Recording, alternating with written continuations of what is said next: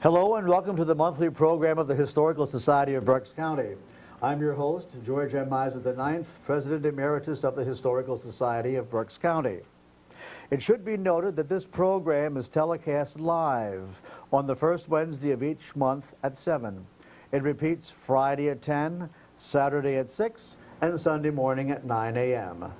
This program can also be viewed live on BC TV's website and the website of the Historical Society of Berks County, which you can access 24 hours a day anywhere on the face of the earth where they have the internet.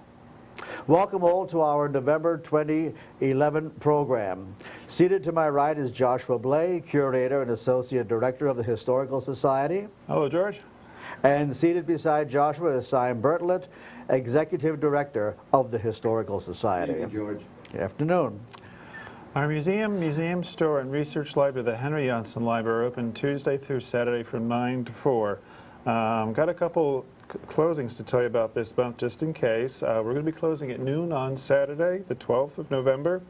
And for Thanksgiving, we'll be closed at 3 p.m. on the Wednesday beforehand. That's the 23rd. And we'll be closed all day Thursday and all day Friday for shopping and getting used to the no more turkey.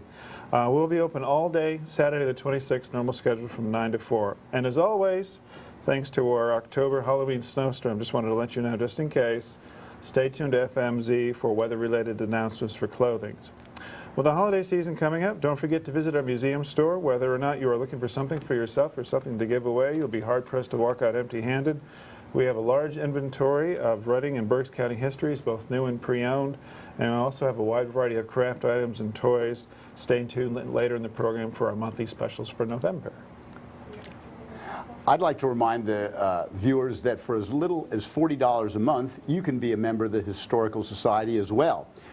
And membership at the Historical Society includes not only free admission, unlimited admission to the museum and our Henry Johnson Library, but also includes 4 great issues of our wonderful Historical Review of Berks County. It's one of the finest journals you'll ever find, packed with great articles of interest on Berks County's and Reading's legacy.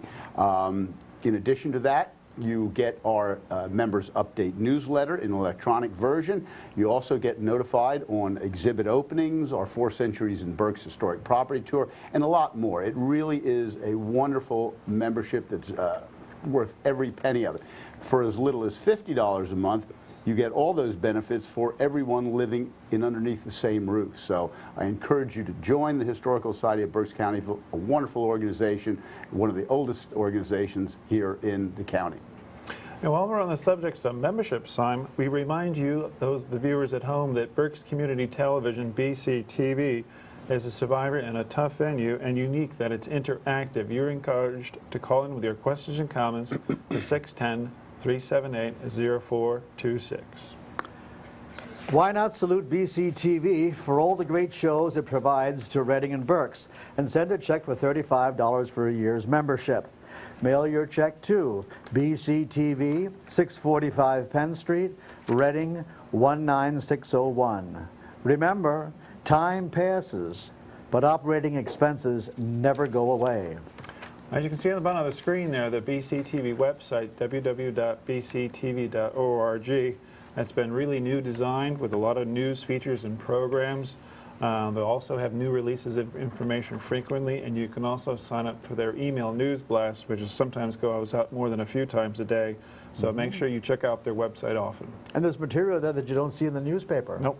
That's a surprise. It's very worthwhile. Okay, George. Well, I always tell people if it's November, it's that time of year again, and it is. It's time. It's not Thanksgiving time. It's almost. It's time for the release of Passing Scene, and this time it's volume 19, and we're really excited about this. George and Gloria, I should say, started the Passing Scene back in 1982. So we're into year 30 of the Passing Scene. It's quite remarkable. But anyway, the Passing Scene is going to release the volume 19 around mid-November. Okay, we're taking orders now, however, so if you call the Historical Society at 610-375-4375, you can talk to Judy Iwashenko, our executive assistant receptionist, and she can take your order for the Passing Scene. It's going to be done a little bit different this year. we're going to have people, when the passing scene is released, and we'll notify you, you can pick up your copies of the passing scene in mid-November. And then the much anticipated event that everybody waits for are the autograph sessions with George and Gloria. And we're going to have two this year. We're going to have the first autograph session. That's going to take place on Saturday, December 3rd from 9 a.m. to 12 noon. We'll take a break for lunch, and then George and Gloria will come back at 1 o'clock and go till 3 signing books. We're going to have the second session on Saturday, the 10th of December. But that's going to take right after our second Saturday program, where George will present how he put together Passing Scene Volume 19. And like all the other passing scenes, it's going to be a great addition. You're going to have the same 272 heavy stock, high gloss, heavy bonded paper.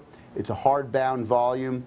You have, this year, George says, we have over 3,000 index references, so it's larger than any other one. You also have over 340 photographs, and this is the most before and after photographs that have been in any passing scene volume. So we're really excited about this. It's a great publication. George is going to show us in a few minutes some photographs that are included in the new passing scene. So we encourage everybody to order your copy now, because there's only going to be one printing, and when they're sold out, they're sold out. You can't come back and get another one. And if you don't have it, you're going to have to go on eBay and pay as much as $150 for a copy. So I would highly advise you to order your copy now. The other thing is, with the way we're doing it this year, and you can pick up your copies prior to the autograph sessions, is that you'll be able to have a look at the book, review the book, and then when George does his second Saturday program, you'll be able to ask him questions on how he put the Passing Scene 19 together. So it really is a great time. It's a wonderful time of the year at HSBC, and this is a wonderful volume. So don't hesitate. Stop by and order your copy now. So watch for the book with a strawberry-colored cover. Oh, I was going to ask, is that what it is? That's what it is, yeah. Great. One of the questions we're often asked most frequently, we all just did the Senior Expo a couple of weeks ago over at Body Zone. Can I bring my older passing scene in to be signed?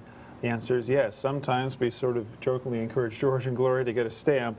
But yes, they're very, very happy to sign older books, whether you're just getting into the passing scene or want to get all your copies signed. Please bring in your old copies. That's not a problem at all. Glad to oblige. One thing I neglected to mention, though, the price this year, if you want to stop by the Historical Society and pick it up, that's $49. If you'd like us to mail it to you, we do charge a little service fee for mailing, and that total price will be $57. And both the prices I just mentioned include tax. Yeah. So. And when we mail them out, we use those green confirmation slips to make sure that you get your book. Right. So we do take care of that. And also, people have also asked about PayPal in the past. We are very happy to take PayPal orders, but the way PayPal is structured, we can't start accepting them until the book is delivered, because with PayPal, the arrangement is you have to get the books out in the mail within a certain like 3 or 4 days. Exactly. So as soon as we get the books in stock, please make sure you check the online portion of our website, firkshistory.org, off the museum store website, and it'll be up there. That's a good point. Okay, let's see some sneak preview pictures, specially prepared for volume 19. Let's start it off, Joshua. Okay. And what we have here. There we go. Do you recognize that? It's the Bowers train station. That's the Bowers train station. Situated to the immediate left of the front door of the Bowers Hotel, which I'm not sure is called the Bowers Hotel anymore since it's under new management. I wouldn't go there looking for that station because it's no longer there. But that was the Bowers train station. A rather handsome structure, and you're going to see a close-up of it rather shortly. It stood on the north side of the hotel in Maxitawney Township. The depot above was erected by F.L. Hoover and Sons in 1895 at a cost of $2,299.50. That 50 cents was for the spittoon. To replace an earlier one on the site that burned on October the 5th, 1894, as a result of burglars working to blow open the safe. John Bowers was the first person killed on the East Penn Railroad while attempting to cross the tracks at the station. The depot no longer exists. It was expunged from the Reading Company's inventory in 1953. We have the next one. Hey, George, a question for you. Is there any record on how many people would utilize that station in a day? You know what? I'm sure that there were such records, but when the Reading Company was killed off in 1976, all those record books were thrown out the window from the second floor to a gondola car waiting down below. Really? I was there one time. I looked out the window. I saw 6 gondola cars. John Hollingshead from Reading and I, 6 gondola cars in a row, filled to the top. And those are big cars. Yeah. With paper goods from 60, 70 foot long, if not yeah, longer. is that what they are? Oh, yeah. Oh, my word. And to be dumped into a mine hole in Schuylkill County. I mean, because that's a formidable building. Oh, you know, that was. This is not the same picture. Those are different pictures, George. Well, they were taken at a different time. Oh, okay. They were taken at a different time. Yeah, this is an alternate view. As a matter of fact, I think this is an older view. Go back again to the earlier one.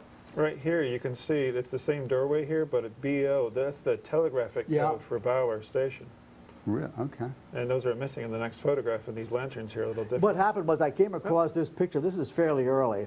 Nice. And I wanted people to have a better idea what it looked like in its totality rather than just what you're seeing there. So I had the big picture at the top and that larger one at the bottom so that you have a basis for comparison. Beautiful. It's a handsome building. Let's go on to, I'm not sure whether we saw this one or not, but it's certainly worth looking at. And this gives you an idea about the insets that we use for quite a number of the pictures. This is the famous octagonal house down in Blue Marsh. To get to that thing, well, you wouldn't get to it today, but to get to it years back, you would go down Burnville Road, past the airport, provided you're coming from Reading, to Burn Church. And let me see. No, I guess you went back at the Gruber Wagon Works. Let me see. You went back to the Gruber Wagon Works to go to the Pleasant Valley Rolling Mill. And I forget how far you went back. You either went back, it was on the Penn, what road was that on? Penn Burn Road. But it was either at Epler's, at Burn Church, or at Gruber Wagon Works. I have a feeling that it might have been Burn Church. Anyhow, you went back there, back into nowhere, and you'd see that building sitting there. I did take a series of photographs from all sides in the latter days that it existed, and in 3D and in black and white. As a matter of fact, one of those pictures appears on the cover of one of the historical reviews, and it was also appeared in a state publication. This was the Dundor octagonal house situated along the Penn Burn Road in the Blue Marsh Dam area in Penn Township. By the end of July 1971, disassembling was nearly complete. When they started taking off the German siding, look at that lower picture, when they started pulling that German siding off, it reminded you of those people who could picture what the Holy Moravian Church used to look like. Picture wooden trussing, something like you would see in the inside of a covered bridge, but the open space is filled with Horsehair plaster? Diagonal stones, stones arranged diagonally, and then filled in with chinking and with plaster. So that was a very, very unique building, and unfortunately, by 1971, it was taken away. Now the Dundors owned another property close by, that both of which had date stones of 1812 and 1848. I didn't see a date stone on this building, but I do know that the other two structures did have date stones because I have seen them, and they are in storage somewhere in Berks County. What's German siding, George? German siding, that which you see down below was layered. Now the old German siding was about 4.5 inches wide. Today the modern German siding is much smaller. It overlaps. It overlaps. Okay. Okay. As opposed to board and batten type of siding that they used to use years ago, which was a vertical thing. Okay, unfortunately, no. That was really such a neat building. That really should have stayed. Anyhow, now let's go on to the next one, Joshua. Okay, we're in Boyertown. Now, many people have seen some of the Boyertown pictures previously. The only difference is that we latched on to absolutely pristine copies of these pictures, really perfect copies, and very rarely do you see that, and they were somewhat enhanced. Now, the large picture is the Boyertown, is the Rhodes Opera House in Boyertown at South Washington Street and East Philadelphia Avenue. The inset in the upper left-hand corner, and this is how that page looks, by the way, with the caption running across the top, shows the building as it appears today. And the interesting fact is that when they rebuilt that, they rebuilt it almost identically to the way it had appeared originally. The fire, of course, occurred in 1908, and I'll tell you a little bit more about that shortly. We have to thank, or I have to thank, Donald Brensinger, who lives at Hill Church, for making a number of these very fine photographs available to us for publication. They're from his collection. They didn't put that nice portico on there, though. That they didn't do. And you know, Boyertown had a lot of porticos, and at this point, Gloria and I drove down some time back with that interest in mind, the day we looked for that bridge. And only the hotel alongside the railroad has the portico anymore. All the rest, I remember there were a dozen in Boyertown, but they're all gone, except the one at the hotel right in the center of town. Ironically, were you ever able to read this little sign here, George? What about the bank? No, to the right of it. General Office, Boyertown Mutual Fire Insurance Company. Yeah, right. Second or third floor. That's cruel irony. I hope they paid out. Yeah. Yeah, I know. Reminds me of the old Ancona story, but that's a whole other thing. Okay, here is the aftermath of the fire. Farmers National Bank, and you can see to what degree that building burned. I mean, that was absolutely gutted. This is a general overview of the Opera House fire that affected the lives of virtually everybody in the town. Here was an account. I'm going to read it to you as we go along. On Monday evening, January the 13th, 1908, an audience of about 312 gathered in the second-floor auditorium of the Rhodes Opera House to see a presentation of The Scottish Reformation, a traveling production taken from town to town by Mrs. Harriet Monroe of Washington, D.C. She went around from town to town in like a gypsy wagon. Mounting a show used local talent, and this was a large way of attracting a large audience. You know, if you ever want to get people to come to anything, like a school program, put lots of kids in it. A church program, put lots of church people in. So if you involve the locals to a large extent, you'll get an audience. Anyhow, this particular two-night exposition was sponsored in Boyertown by St. John's Lutheran Church, the Sunday school. Approximately 60 were chosen to participate. On that fateful evening, the cast assembled ahead of time to get into costumes and otherwise prepare themselves for curtain time.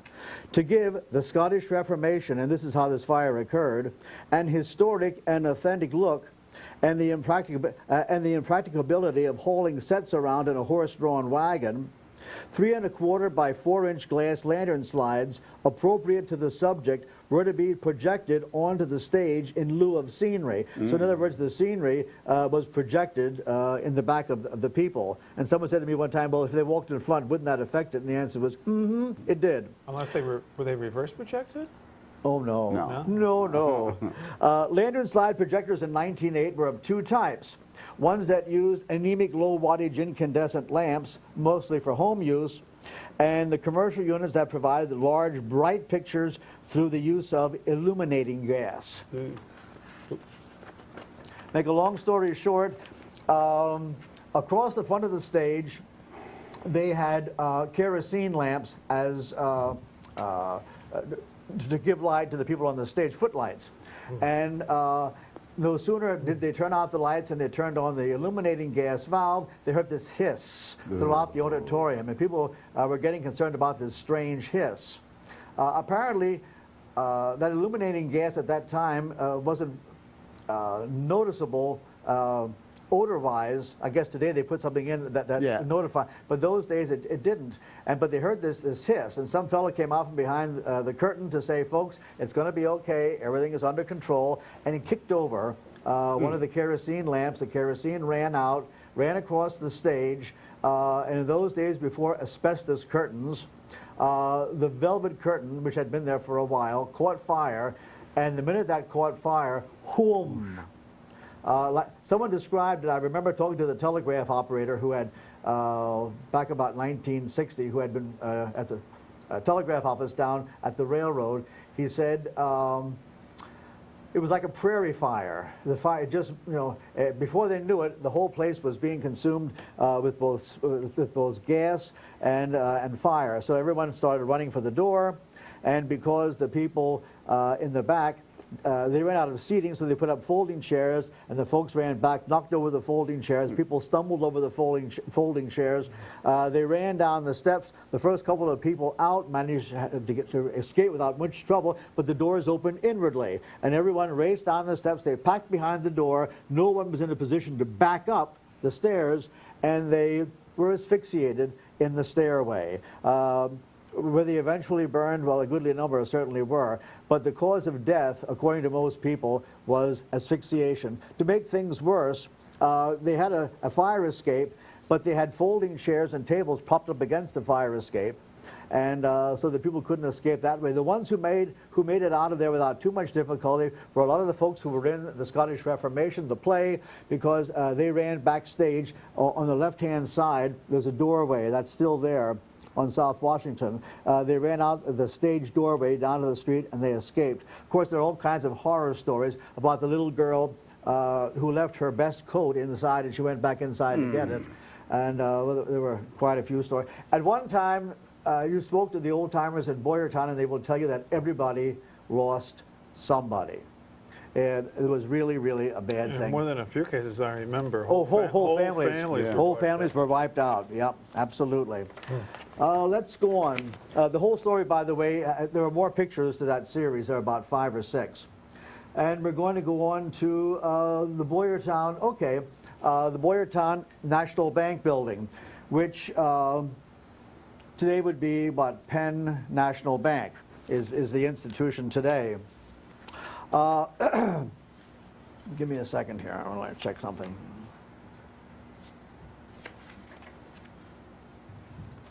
I can't figure. Looks like there's snow on the ground, but yet they got flags out the front. Maybe President's Day or something.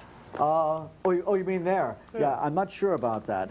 I noticed the same thing. And in the book, the picture is really very clear, so that I saw things that'll be in the book that you're not seeing on the screen, and that I didn't see on my printouts. That was a very handsome building. This was the first banking house of the National Bank of Boyertown at 37 North Reading Avenue. In 1942, Charles B. Yerger, American Legion Post number 741 was in there, because by that time they had built that new building right on the corner in the center square in Boyertown. So this was used, I guess, for YMCA later, and it was used for the VFW until they found new quarters. This bank became operational in March of 1874 with a capital of $50,000. So apparently they didn't put mortgages out in too many $200,000 homes. Like the Bank of Ole, they started out with, what, $7,500. Anyhow, they started out in rented quarters on East Philadelphia Avenue. In 1882, bank directors determined to erect a building dedicated strictly to banking activity, because they shared a building prior to that. This is what you're seeing above. John Sheeler was the contractor who, by the way, built a whole lot of the fine-looking properties in Boyertown. It was built of Glasgow stone, sandstone, and brick. The cost was a whopping $9,000. High above the front door is a somewhat keystone-shaped brownstone into which is cut Bank 1882, and you can actually see that in the book. It's very clear. The bank opened in 1883 with Thomas J.B. Rhodes as the president. Originally, by the way, all windows had iron bars, which was so typical of the banks years back. As a matter of fact, the old-time bank building in Ole still has iron bars on the windows, and people driving by want to know what's so important inside that beauty salon that they have bars on the front windows. Some really good beauty products. I should say. You know, you think about $9,000 the president's desk would cost. Oh, I know. Yeah, you're absolutely right. Anyhow, the building was taken away to make way for a parking lot for, I guess, the post office, because the post office would be next door. Well, the former post office, which is newer than the older post office, was next door to that, and that, of course, it would be on the left-hand side as you're looking at the screen. But that building, I don't know who's using that today, but there's a post office building that has been abandoned in favor of a newer one elsewhere in town. Now we're going to go for something a little rather exciting, and it's a cyclone story. Ooh. And it's a really funny story about this, as tragic as it is. Is that the silk mill? No, that's 1889. Oh. No, this is St. Lawrence cyclone, March the 27th, 1911. 24 homes damaged or ruined in Exeter Township. Above, what you're seeing there is what's left of the Amos Rife farm, west of Black Bear Hill and Oley Turnpike. If you try to find that site today, you'd be a little hard-pressed because they've developed that area with the Antietam Shopping Center and all that whole area has been changed in there. But anyhow, buildings were lifted from their foundations and, like eggshells, were blown blocks away. Total damage was estimated at $50,000. Good grief. Or $1,155,131 in today's money. Huh. An eyewitness noticed a funnel-shaped cloud whirling along near the earth. There, it looked as though there were the two met, and there was one coming down from Neversink, and it looked as though the two met, and they met right in front of the Rife home. The storm swept through St. Lawrence and demolished 5-row-like tenant homes owned by A.J. Brumbach. A.J. Brumbach was the fellow who owned Brumbach's knitting mill. The buildings still stand, and there's a wonderful mansion that he had in Lower St. Lawrence that still stands. I guess today it's like a two-family home, or it might even be an apartment house. But he had a very fine Victorian mansion. The next picture, Joshua. Now, I have a little story for you. By the way, in the one home, Mr. and Mrs. Faust, both over 65, were in the kitchen cleaning dandelion when the storm struck the house, tearing away the brick walls and precipitating them, together with the kitchen stove and other furniture, into the cellar. The next. Here is the cute story. Let me see here. It tells me the hex signs didn't do their full job. No, that wasn't too effective. By the way, it says, directly in the path of the cyclone, as it swooped down Neversink towards Black Bear and Oley Turnpike, that would be across today from the Mount Penn, sort of the Mount Penn family restaurant, was a 4-door Ford touring car being driven by Dr. Frank Lytle from Birdsboro. Accompanying him were his wife and daughter. With a deafening roar, the car was whirled around 3 times and deposited in Amos Rife's field. The occupants were thrown out into the rain and hail. As the car whirled through the air, fences for 100 feet were thrown ahead of it, and a huge hole was torn into the ground several feet from the spot where the auto dropped. Dr. Lytle and his family were stupefied to see their car land on its wheels and start almost spasmodically across the field in the direction of Birdsboro. Needless to say, they ran after it, and they managed to stop the engine. No one was seriously injured. All were surprised.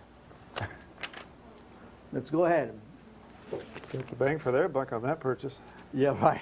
Can you imagine that being whirled around when you're in an open in an open touring car? And it takes off going again by itself. Yeah, by itself.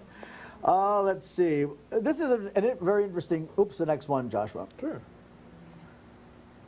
That's the Isaac Boone house, and there's a picture of how it appears in the book. Isaac Boone, Jacob B. Kaufman home, 371 Old Tupahawken Road on the border of Amity and Exeter. Note the very highly unusual portico-like front porch. That is a striking front porch. When you see the picture, you will see that it has very intricate detailing in that it's like a 2.5-foot drop that forms that portico, or sort of like a front porch. It really is very unusual. The only other thing I've ever seen like that still exists in Moletown, in front of the old hotel on the main street of Moletown. The home was purchased, by the way, by Daniel B. Hewitt and his wife Ellen in 1983. Is that where they live? Yeah. They're You good didn't know friends. that? Yeah, they're friends of mine. Yeah, no, I didn't know that. Well, let me tell you, we drove around trying to find that house. We ran into that a couple of times because we kept looking for that very neat porch. Yeah. That very neat porch is no longer there. But the real clue was that back portion that you see near the fir tree, the modern version of that. And by the way, I couldn't get the exact perspective because there's a tree in the way. But that definitely is the house. And the coins match up perfectly. Yeah. oh yeah, the coining is exactly the same. That is a handsome home, but that portico is great. That porch was unbelievable. That really was. Dan, Ellen, you need to rebuild that. I know. That is extraordinary. Because the only other place like it in all of Berks County is that old hotel building, which is no longer a hotel, on the main street of Molltown. Okay, let's go on to the next one. Oh, by the way, I think we're take a break. You have some announcements to make. Okay, we can do that. Well, let's talk about two events that are coming up at the Historical Society in the next, actually in the next 2 weeks. The first one is, it's a time-honored tradition at the Historical Society of Berks County, and that is the Historical Society of Berks County, and through the generosity of the Gerald Lynn Foundation, will be hosting its 14th annual My Great-Great-Grandparents' House. 14 years this event's been going on, denotes its popularity and its longevity. And I always say that at 14, we're going to start any year now welcoming the second generation of great-grandparents' house visitors. But that event is going to take place on Saturday, November 5th from 10 a.m. to 3 p.m. at the Historical Society's main location at 940 Center Avenue. It's a wonderful event. Every year, our education curator, Vicki Hefner, picks out a certain period in Berks County's legacy and highlights the family activities that would have taken place during that period. This year, in coordination with our exhibit in the Palmer Gallery, Fancy Coverlets of Berks County, 1830 to 1860, Vicki has picked out family activities, games, fun events, household, don't want to say chores, but household activities that the whole family took part in. And it really is a wonderful exhibit. Again, through the generosity of the Gerald Lynn Foundation, you'll have interactive activities that will include, naturally, because we're coinciding with the coverlet exhibit, weaving. You'll also have button bracelets, memory jars, and a lot more. Hands-on history room will also be open. It's just going through a little bit of a renovation, a paint job, new floor, and it really looks great. We're going to be doing many other things to the hands-on history room, but it's great interactive activities. And one of the best things is this is a free event at the Historical Society. So if you need more details, give Judy or Vicki a call at the main location at 610-375-4375, and they can fill you in. But just know that it's Saturday, September 5th.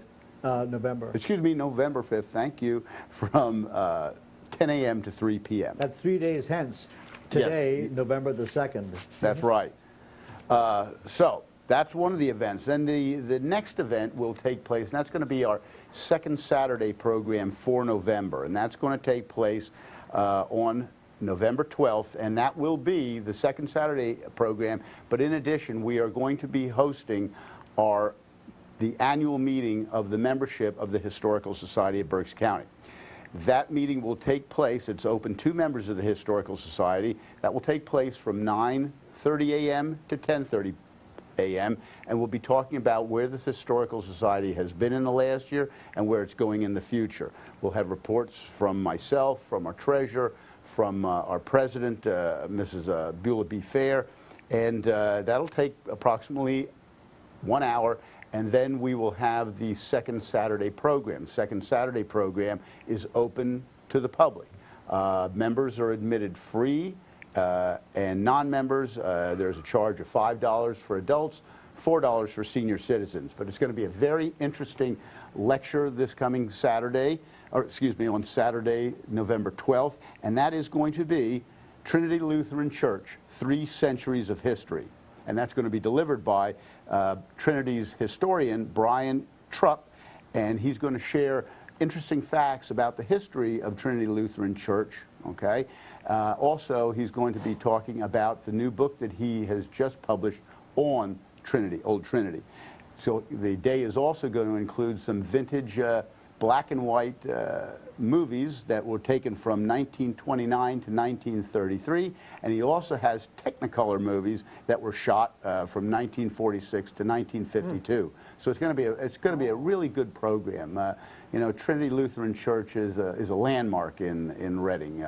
The oldest church, right, George? Second building, yeah, was that 1793, 94, the present building? It was a log structure originally. Right. Yeah, very early. And today, you know, whenever you look, any photograph taken within the last 100 years, you know, the landmark of Trinity steeple always stands out, you know, from that day to this day. So it's going to be a great program. I encourage all of you to come, and we look forward to seeing you. Simon, I think we're going to take a little break. I believe there's an announcement of some sort. Okay, yeah, for BC TV, I think. Great. You're watching the Historical Society of Berks County on bctv.org. Be informed, be involved, be a member. For membership information, go to www.bctv.org/support/membership. For other information on local heritage societies and local history, go to bctv.org. The Historical Society of Berks County on bctv.org is underwritten by the Highlands. To find out how you and your business can support a program on BCTV, go to bctv.org.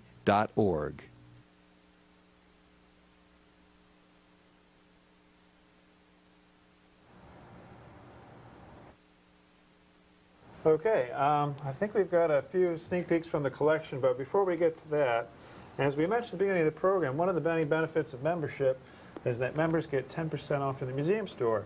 Every month, we have special discounts in the store, and to get ready for the upcoming holiday shopping season, our additional 10% discount sales for members, or 10% for non-members. All our Arcadia publishing books, our local history books, are all on sale at 10% off. We've got a few here on the table, and also one here by the mandolin.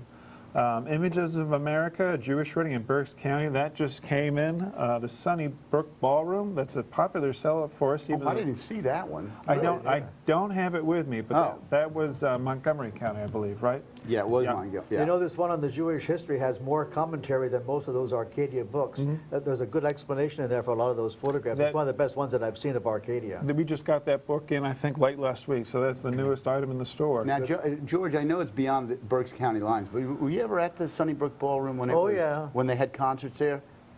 Boscov's used to have their annual Christmas dinner there. Really? At one time with the organ. I remember my dad used to say when they were kids during the, you know, in the 30s. Everybody who was somebody in big bands, they were there. Great. I mean, everybody. We saw Louis Armstrong, Benny Goodman, Artie Shaw. Yeah, it was a wonderful place. Okay, excuse me, Josh. No problem at all. Also, we have images of baseball, the Philadelphia Phillies. And we also have postcard history series, Reading and vintage postcards as well. Is that a new one, or is that one that's been in for a little while? Charlie did that book. Okay. Yep. So it's been some real popular sellers for us. We also have the Railroad book that Pastor Phil did for us a few years ago. That's always been a real popular seller for us. And also you can see in the middle, Reading Firefighters. That's a good book. There's some great pictures in that firefighting book. And I guess while we got the camera there, if we want to pan up to the non-Arcadia book on the table here, one of the biggest problems we sometimes face working with collections and objects is sometimes we create more mysteries than we can solve. Earlier this week, I had a chance to create a new mystery. Within a few days, I was able to solve it. We've had this mandolin in the collection for a number of years, but I never knew quite its story or where it came from. Can you hold it up? Oh, yeah, definitely. Like I said, I'm not convinced it's a mandolin. According to my papers in '58, maybe if there's any kind of a guitar expert watching right now. Well, I was just thinking, Ken Garrett, if you're out in the audience and you're watching, give us a call. There's a beautiful one. We got that camera pin there. It's got a beautiful back. That back is extraordinary. It just does not do it justice on the video camera. It's rosewood and ivory, according to my notes here.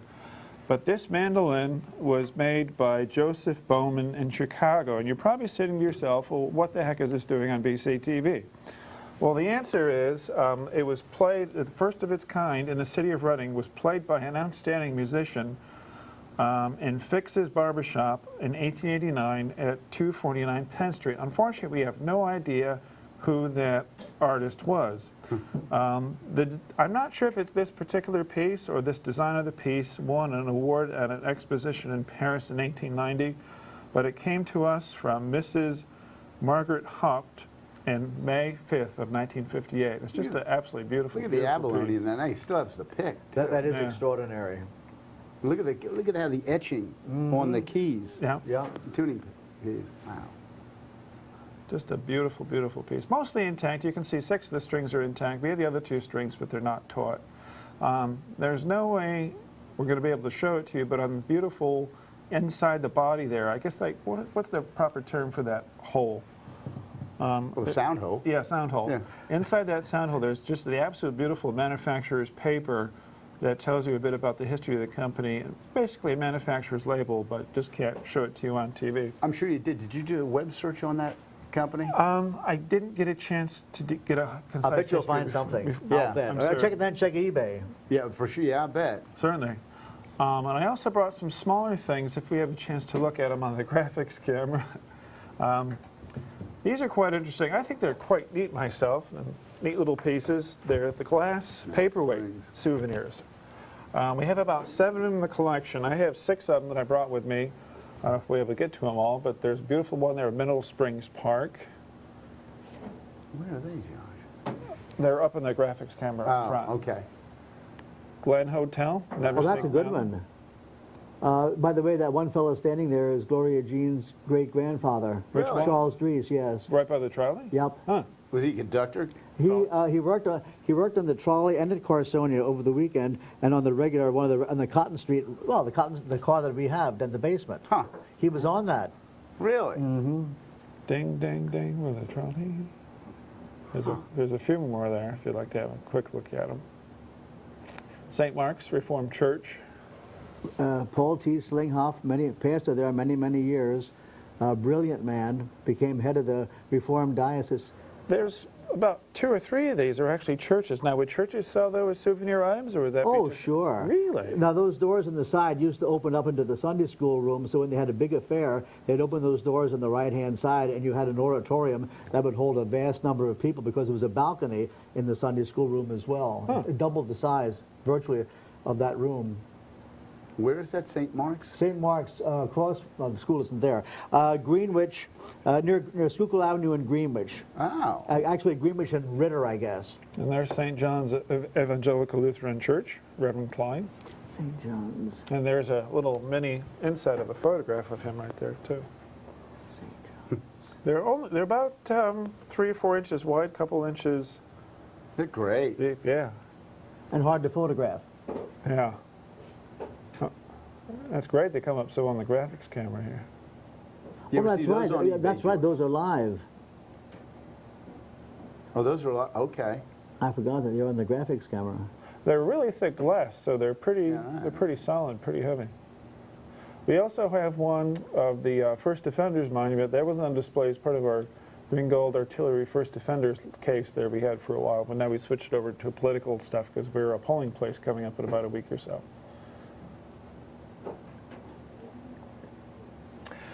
And just the last thing, I don't have any supporting images with me, but we're very pleased to be announcing that our Palmer Gallery is going to be turning into a semi-permanent gallery on local artwork.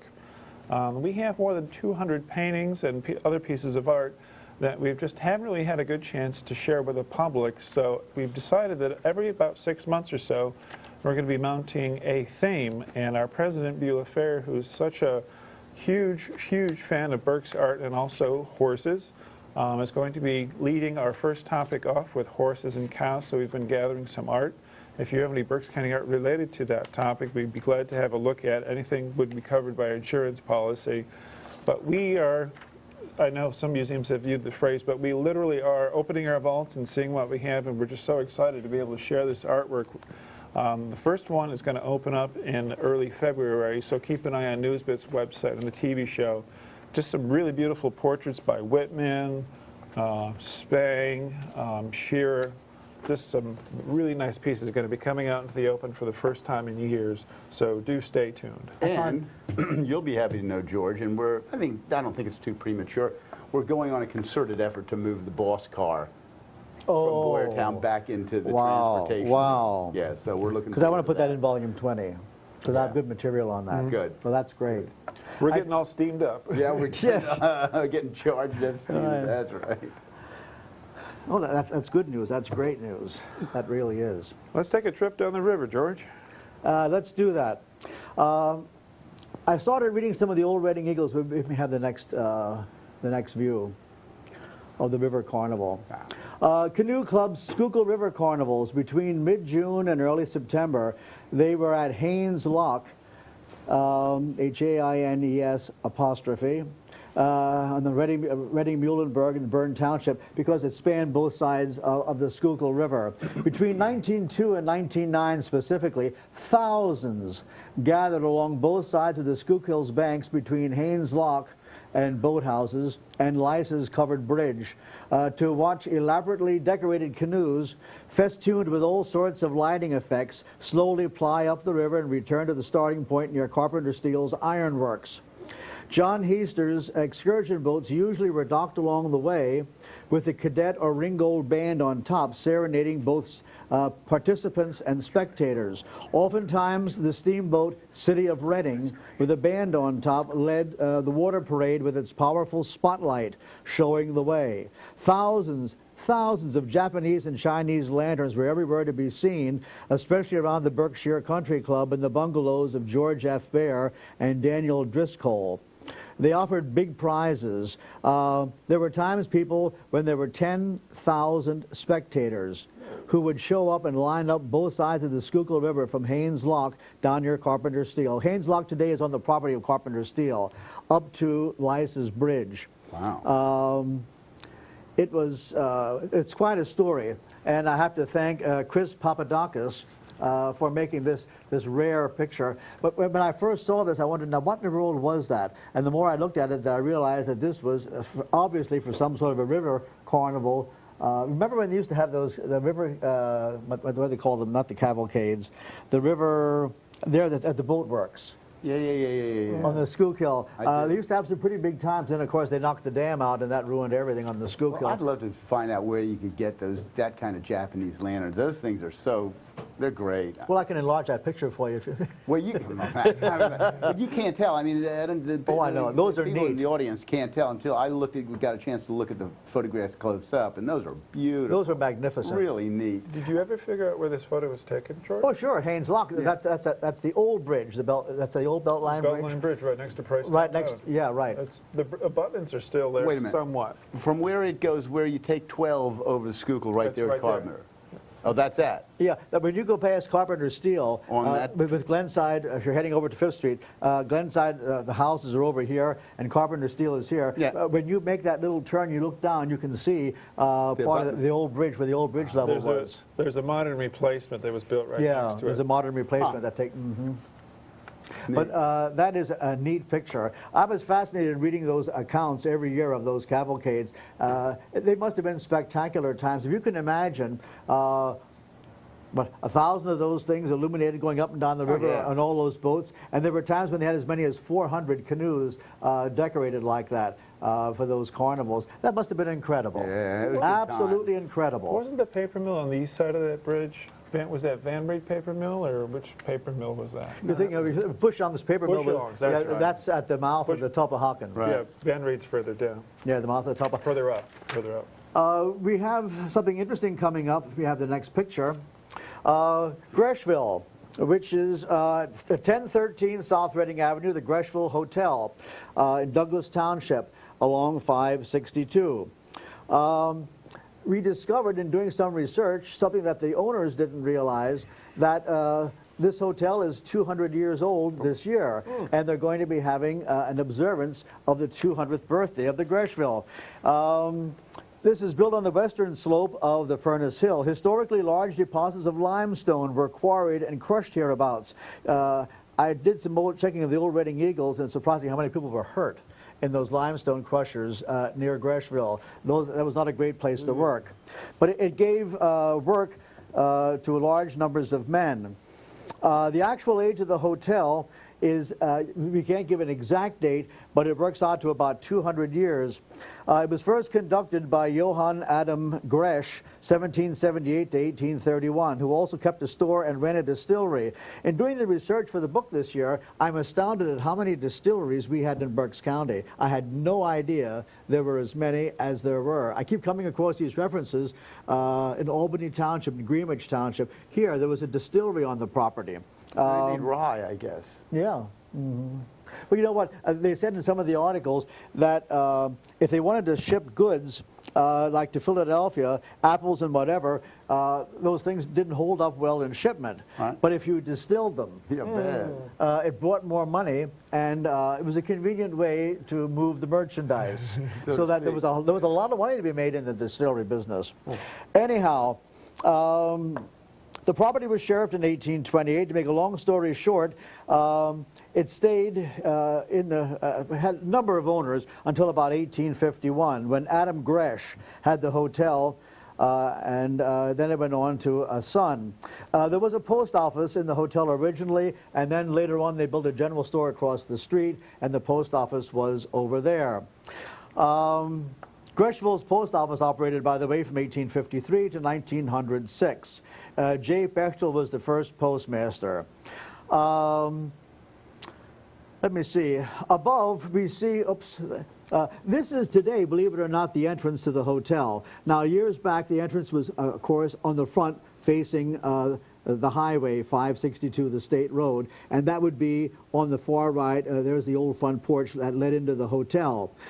This was the side of the building, and this is today the hotel entrance. They have it framed out very nicely, and they would be standing on the parking lot today. Interestingly, that flower bed that you see there on the left still exists. As you walk into the hotel today, that is still there. I haven't been in it. I know when you go past it, when we go down to Boyertown, but what is it used as today, a tavern or? Okay. Yeah. Not a hotel, but. Well, do they have any? You know, they changed the name, Tavern Hotel. There's a distinction today, state-wise, because of having rooms to let to travelers. Right. So there is a distinction in that. But years back, it was a hotel, it was an inn, it was a tavern. Okay. Are the laundry facilities still there? I don't think so. If you had the next picture, please. Now, that's what you see when you drive down 562. Yeah. That was a big complex. If you look at that inventory for 1851, sure, you wouldn't believe how many buildings were on that property. There's a barn here on the right-hand side, and the distillery was over here on the right-hand side. That home is very, very attractive. People think that that might have been the tavern. It wasn't. The tavern is that smaller building on the left-hand side, and you see what they did to the front porch. They enclosed it, and so needless to say, you don't go in the front door anymore. You park in the side and go in the side door. It is a nice affair, and by the way, the present person who operates it is, let me see, make sure I get it. Yeah, Kevin Graber is the hotel manager and part owner. He was very cooperative and made whatever he had available to us for the book. So we were really appreciative of his efforts. The former picture that you saw with the side, that little girl is someone who's very active in local history, that little girl. That is Betty Burdan, who lives at Greshville, was reared in Greshville, and knows all about that town. She supplied a great deal of information. I could have written half a book on Greshville. She has a lot of information. The next picture, please. That is the old front door facing 562. Yeah. And it would be 1013 South Reading Avenue. Handsome building. Today that is incorporated within, I'm not even sure that wall exists in its entirety as we're seeing it there. There were a lot of changes made in more recent years. The next picture, Joshua. Now, this is the side. The old front door was there on the far right-hand side. And today's entrance is there under that porch. You see the door on the left side? That is that. Very good. I'm impressed. We get all the technology. Yeah, dazzling. Anyhow, that is today's opening. The next. Ooh. That's an old one. Yes. This is a very good story. It runs about 5 pages in the book, and we have to thank the Dietrichs from Dietrich's Meats and Country Store for a lot of the material that we have, particularly Anson and Marlin, who've been very helpful in providing material for us. Now, take a good look at that picture, and the next picture you're going to see is what was sent to me. Oh. And it's from that, I photoshopped to that. Now I realize it's much better to use an original photograph. I understand that. But there's a certain attractiveness to that which you see as opposed to... Well, you just wouldn't have gotten the full effect without the blue pen. I know, there's a certain aesthetic there. What I really want to... Okay, you know what, Joshua? Let's jump ahead because I want you to get a little... Let's go to 228. Okay. Do you remember the image subject? 228. Oh, you'll recognize the depot when you see it. Oh, yes. And we have some really great stuff for the people. Unfortunately, that's one of my favorite. And you recognize that sign? The next one, Joshua. We were there. On the 3 centuries, the 4 centuries. Oh, that's Plow Tavern. That's Plow Tavern. No kidding. Isn't that a neat picture? I don't know whether you can see it, but look at that wonderful outdoor pump. There's a plow on the sign. Yeah, there's a plow on the sign. That is, I have 2 great pictures that people have never seen of Plow Tavern in this book. You need to call Michelangelo and that is a great picture. Yeah. Oh, that's a great picture too. 1947. Remember Blair Creek Inn? Or what's it called? Blair.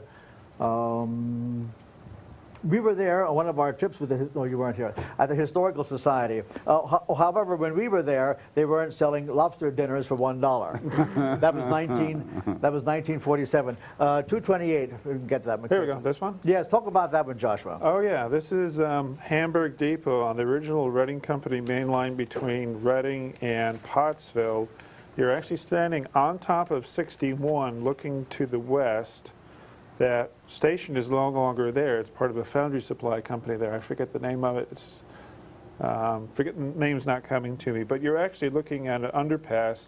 Old 22 would be right under here, and that's why you see the road underpass. These rails were actually to prevent freight cars from falling off the side.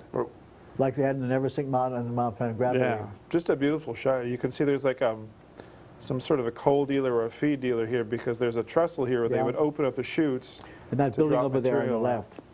And those with really great vision might see in the background part of an old iron foundry that existed south of South Burnville. It shows up extremely well in the book. Well, how fast the time goes by. Tell your friends about our program, which is on the first Wednesday of each month at 7. It repeats this coming Friday night at 10, Saturday at 6, Sunday morning at 9 a.m. Remember, it can also be seen anywhere on the face of the earth on the Historical Society's website. Thanks again to my program associates, Joshua Blay and Simon Bertlet. I'm George M. Miser IX, your host and a 52-year member of the Society. We look forward to having you join us again on the first Wednesday in December.